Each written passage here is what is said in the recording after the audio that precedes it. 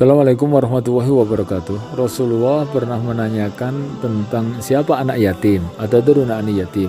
Maka para sahabat menjawab, yang namanya anak yatim itu adalah anak yang tidak memiliki bapak. Kemudian Nabi menjelaskan falaisadaka bil yatim, bukan begitu yang disebut anak yatim, tapi anak yatim kata Nabi adalah mangkana indakumul aba fala yuhsinu fi tarbiyatihi. Bisa jadi anak itu memiliki bapak, tapi bapaknya itu sedikit pun nggak pernah memperhatikan pendidikannya. Jadi statusnya bapak itu hanya bapak biologis, bukan bapak ideologis.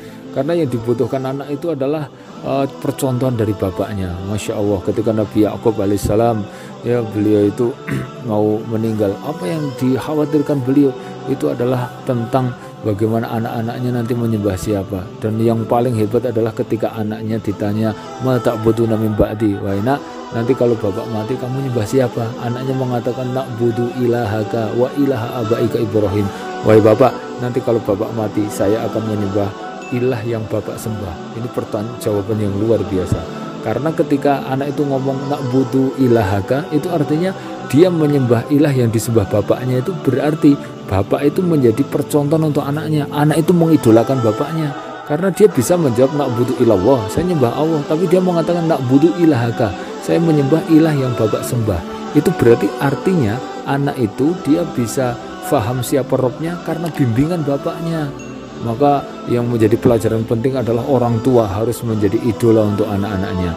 Maka ketika anak kita ditanya, nak, ya misalnya anak perempuan ditanya, nanti kalau kamu mau menikah kira-kira gimana tipe laki-laki kamu, nak? Maka anak itu mengatakan, saya mencari suami minimal kayak bapak. Masya Allah, itu berarti bapak yang dimuliakan dan menjadi idola anaknya. Tapi kalau anak kita yang perempuan ditanya, nak, nanti kalau kamu nikah kira-kira tipikal suami kamu kayak apa? Ya, yang penting bukan kayak bapak. Wah, itu gagal jadi bapak.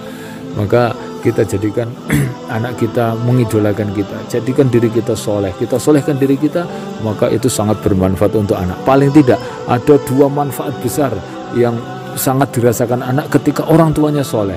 Yang pertama, ya, namanya bapak soleh itu akan bisa ngerem maksiat anaknya. Kita lihat Nabi Yusuf ketika beliau itu dijak zina sama seorang perempuan cantik majikannya.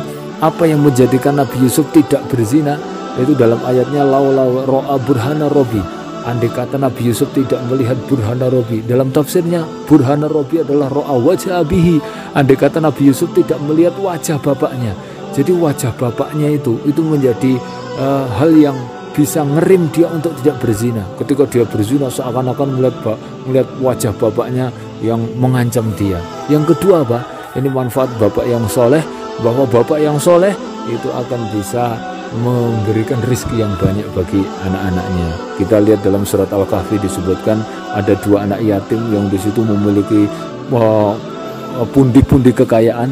Ternyata di situ disebutkan waqana abuhuma solihah, bapak dari kedua anak itu adalah soleh.